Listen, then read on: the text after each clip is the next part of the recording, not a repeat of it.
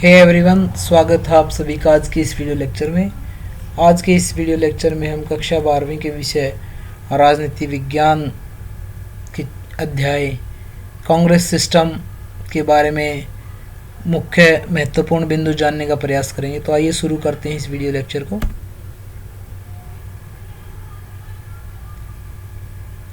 कांग्रेस प्रणाली की जो मुख्य चुनौतियां और उसकी पुनर्स्थापना किस प्रकार की गई, इससे संबंधित महत्वपूर्ण बिंदु हम देखते हैं।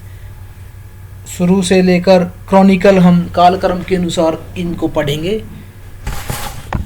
तो पंडित नेहरू की मृत्यु मई 1964 में हुई थी। तब से लेकर 11 जनवरी 1966 तक लाल बहादुर शास्त्री प्रधानमंत्री रहे थे और शास्त्री जी के बाद कांग्रेस सिंडिकेट के मोरारजी के बजाय इंदिरा गांधी को प्रधानमंत्री बनाया, जो कि अनुभवहीन है और दिशा निर्देश टू सिंडिकेट पर निर्भर रहेगी। मतलब कि नेहरू जी की मृत्यु के बाद कुछ समय तक तो लाल बहादुर शास्त्री प्रधानमंत्री रहे, लेकिन उसके बाद कांग्रेस सिस्टम में कुछ कमियां आनी शुरू हो गई थी। उन्होंने इंदिरा गांधी, जो कि अनुभवहीन थी, उसको प्रधानमंत्री बना दिया और वो दिशा निर्देशों के लिए सिंडिकेट पर निर्भर थी। उसके बाद चौथे आम चुनाव जो कि 1967 में हुए, 2 प्रधानमंत्रियों की मृत्यु हो गई और नए प्रधानमंत्री को कम अनुभव होना, सभी प्रकार की देश पर विपत्तियां आन पड़ी। मानसून की असफलता, खाद्य संकट, विदेशी मुद्रा में कमी, सैन्य खर्चों में वृद्धि, आर्थिक स्थिति विकट होने पर विपक्षी दलों ने लामबंद होकर जन आंदोलन किए और ये कांग्रेस के लिए एक मुश्किल समय था।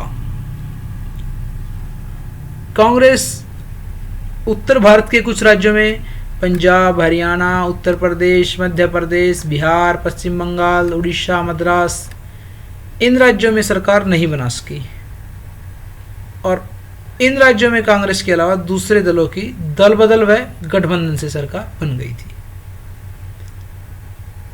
दक्षिण की पार्टी द्रविड़ मुनेत्र कड़गम, इस दल को मद्रास, तमिलनाडु में द्रविड़ संस्कृति का समर्थन तथा हिंदी विरोधी आंदोलन का नेतृत्व करके सत्ता की प्राप्ति कर ली है। इस पार्टी ने क्या किया कि द्रविड़ संस्कृति का समर्थन किया और हिंदी का विरोध किया, जिसके कारण अधिक से अधिक वोट प्राप्त करके महाराष्ट्र में इन्होंने सरकार बनाने में सफलता हासिल कर ली।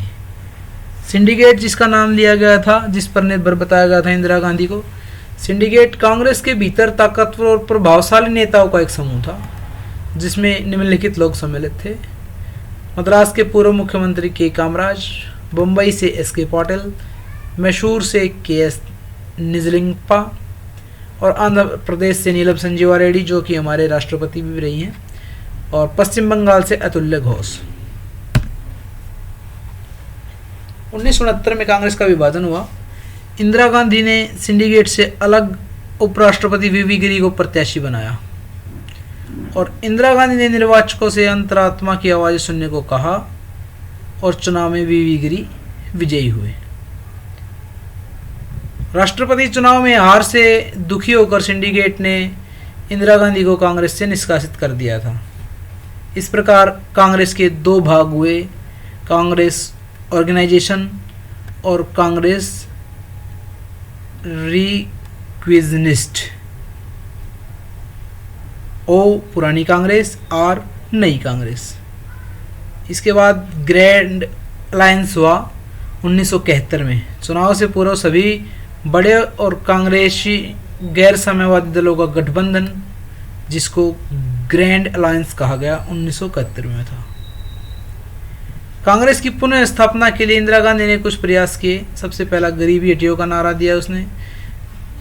प्रीवी पर्स की समाप्ति की, जो पुराने राजा थे उनको जो कुछ अधिकार दिए गए थे उसकी समाप्ति की गई। बैंकों का राष्ट्रीयकरण किया, जो कि बहुत बड़ा कदम था, जिसके कारण उसे बड़ी सफलता मिली चुनाव में। भूमि सुधार और अदबंदी विधेयक पारित किया। वंचितों, दलितों, अल्पसंख्यकों और महिलाओं, बेरोजगारों की सहायता की, जिसके कारण इंदिरा गांधी काफ़ी लोकप्रिय हुई और आने वाले चुनाव में उसे बड़ी सफलता मिली।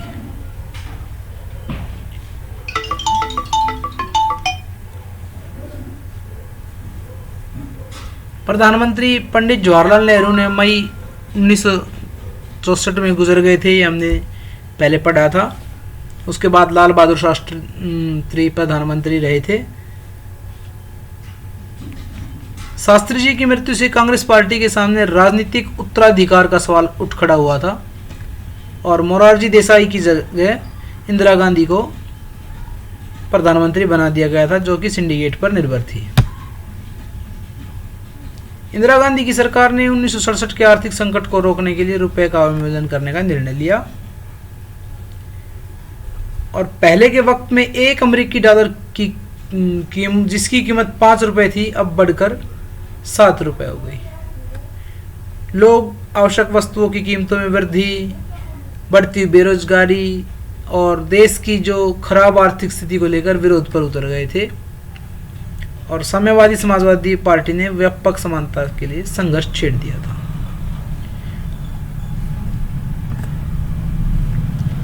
उन्नीस के चुनाव में गठबंधन की परिघटना को जन्म दिया और गैर कांग्रेसी पार्टियों ने एकजुट होकर संयुक्त विधायक दल बनाया। 1967 के तुरंत बाद इंदिरा गांधी को 2 चुनौतियों का सामना करना पड़ा। उन्होंने सिंडिकेट के प्रभाव से स्वतंत्र अपना मुकाम बनाने की कोशिश की और जरूरत भी थी, और कांग्रेस ने 1967 के चुनाव में जो ज़मीन खोई थी उसे उन्हें भी हासिल करना था।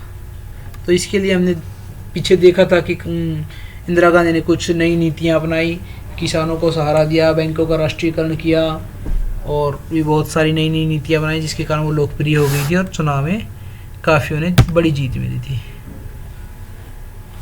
कांग्रेसी नेताओं का एक समूह जिसको सिंडिकेट का नाम दिया गया था, उसमें जो मुख्य शामिल थे नेता, हमने उनका जिक्र पहले भी किया था, इसलिए इसको छोड़ देते हैं, आगे बढ़ते हैं।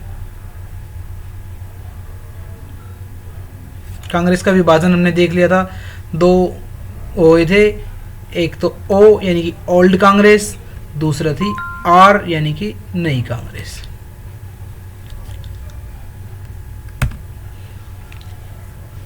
इंदिरा गांधी ने पुरानी कांग्रेस को पुनर्जीवित करने का काम नहीं किया, बल्कि इसे नई तर्ज पर बनाया, जिसमें कुछ सामाजिक वर्गों जैसे गरीब, महिला, दलित, आदिवासी, अल्पसंख्यकों को स्थान दे दिया। इस प्रकार इंदिरा गांधी ने कांग्रेस प्रणाली को पुनर्स्थापित जरूर किया, लेकिन कांग्रेस प्रणाली की प्रकृति को बदल दिया। मतलब कांग्रेस की जो पुरानी प्रकृति थी उसको बदलकर उन्होंने कांग्रेस को पुनर्स्थापित करने में सफलता हासिल की।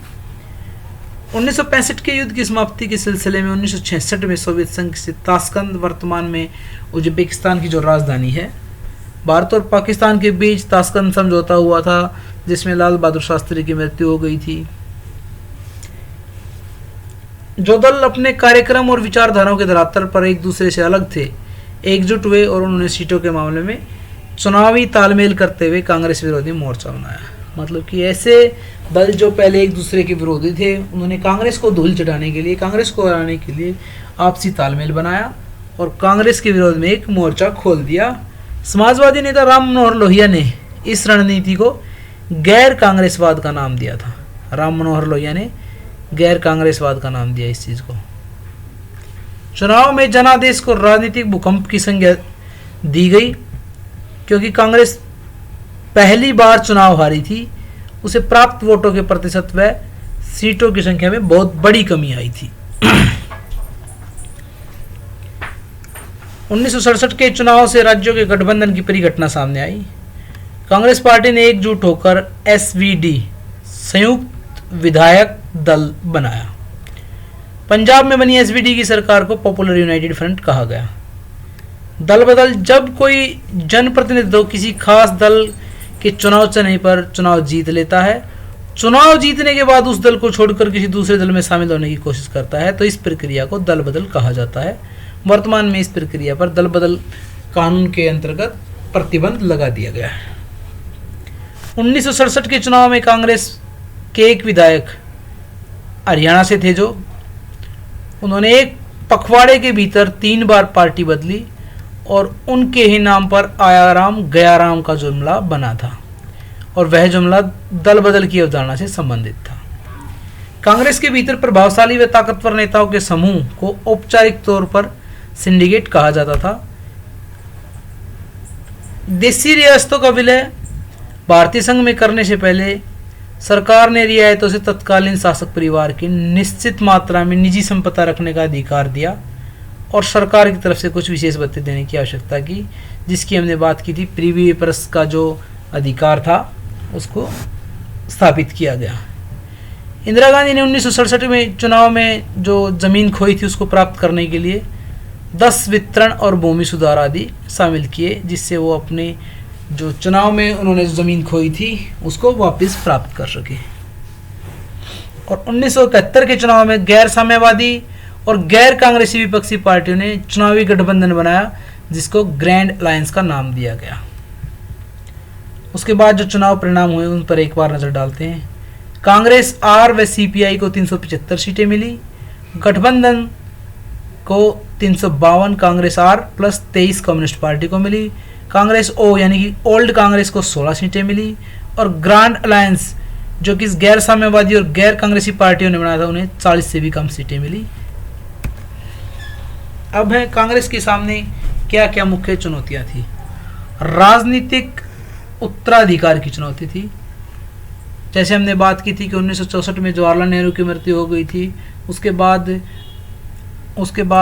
लाल बहादुर शास्त्री प्रधानमंत्री रहे और उसकी मृत्यु के पश्चात इंदिरा गांधी प्रधानमंत्री बनी, मोरारजी लाल देसाई को एक तरफ करते हुए। और इंदिरा गांधी अनुभवहीन थी और निर्णय लेने के लिए सिंडिकेट पर आधारित थी। तो ये राजनीतिक उत्तराधिकार की चुनौती कांग्रेस के सामने आई थी। दूसरी थी मुख्य चुनौती चौथे आम चुनाव 1967 में। 1967 में देश के सामने बहुत सारी ऐसी समस्याएं आ खड़ी हुई जिसके कारण उन्हें बहुत समस्याओं का सामना करना पड़ा, जैसे कि मानसून की असफलता, सूखा, विदेशी मुद्रा भंडार में कमी, नीति में गिरावट और आर्थिक संकट से देश बहुत सारी समस्याओं से घिर चुका था, जिसके परिणाम स्वरूप पूरे उत्तर भारत में कांग्रेस को हार का सामना करना पड़ा। 9 राज्यों में कांग्रेस को हार का सामना करना पड़ा था और इस घटना को राजनीतिक भूकंप की संज्ञा दी गई थी। कांग्रेस का विभाजन भी एक समस्या थी, एक चुनौती थी, जो हमने बताया था कि कांग्रेस का विभाजन हो गया और एक ओल्ड कांग्रेस बनी और दूसरी रिक्विजनिस्ट कांग्रेस बनी, जिसको आर कांग्रेस का नाम दिया गया। 1971 के चुनाव में इंदिरा गांधी ने अपने जनाधिकार के खोया हुआ जनाधिकार था उसको वापस पाया, गरीबी हटाओ का नारा दिया, प्रीवी प्रेस को खत्म किया, बैंकों का पुनर्गठन किया, जिसके कारण कांग्रेस एक बार पुनर्स्थापित होने में कामयाब हुई। आज का वीडियो लेक्चर यही समाप्त होता है। देखने के लिए आप लोगों का धन्यवाद।